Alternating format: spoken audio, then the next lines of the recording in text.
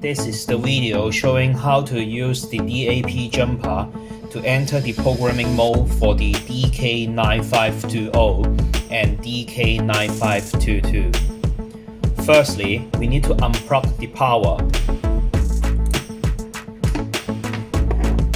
and then open the keyboard. You can see on the left top corner there is a DAP jumper. It is in the off position. Put the jumper from off to on and then power up it.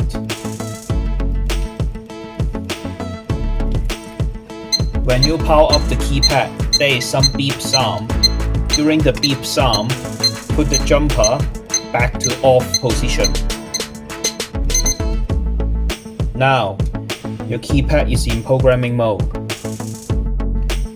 If end user used the DAP jumper to enter the programming mode, which means they forgot the master code.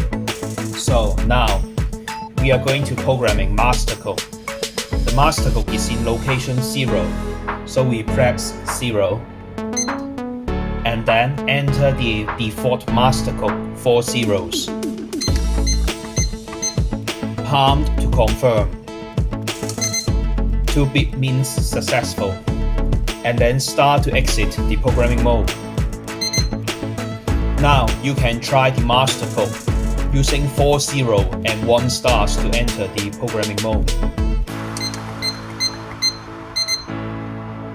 The master code is valid.